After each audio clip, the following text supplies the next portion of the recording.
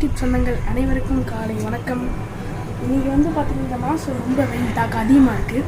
அதனால் நம்ம வீட்டுக்கு மாடியில் இந்த மாதிரி கொஞ்சம் இந்த பறவைகள் அந்த மாதிரி உயிரினத்துக்கெல்லாம் கொஞ்சம் தண்ணி, உங்களால் முடிஞ்ச தண்ணி இந்த மாதிரி அரிசி வகை இதெல்லாம் வைக்கலாம்.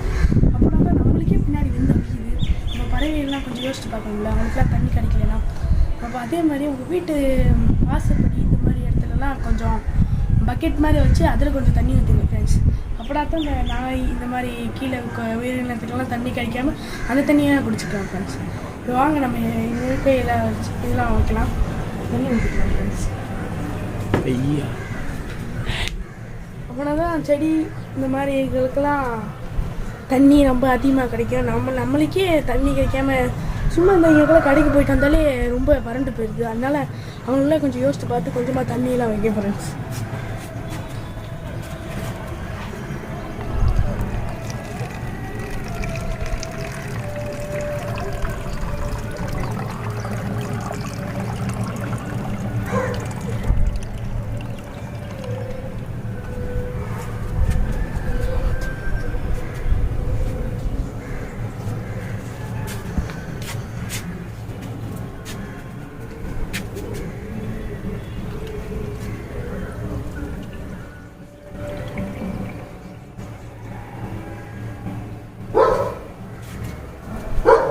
ஓகே ஃப்ரெண்ட்ஸ், நீங்களும் இந்த மாதிரி தண்ணி இதெல்லாம் மொட்டை மேலே வைங்க. அதே மாதிரி உங்கள் வீட்டு வாசப்படி இந்த மாதிரி இடத்துலையும் கொஞ்சம் கொஞ்சம் தண்ணி ஒரு பக்கெட்டில் இந்த மாதிரிலாம் வச்சிங்கன்னா பறக்கிற உயிரினம் அந்த மாதிரி உயிரினம் மொட்டை மேலே சாப்பிட்டுக்கணும்.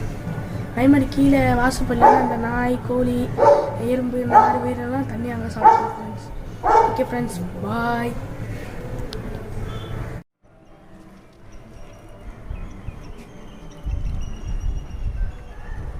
இந்த மாதிரி தான் ஃப்ரெண்ட்ஸ், நீங்கள் காலையில் உங்கள் வீட்டில் செடி இருந்தால் செடிகளுக்கெல்லாம் தண்ணி ஊற்றுவீங்களே, அதே மாதிரி அந்த செடிகளுக்கெல்லாம் தண்ணி ஊற்றுற மாதிரி கொஞ்சம் அங்கங்கே பறவைகள் இந்த மாதிரி உயிரினத்துக்கெல்லாம் தண்ணி வச்சுருக்கோங்க.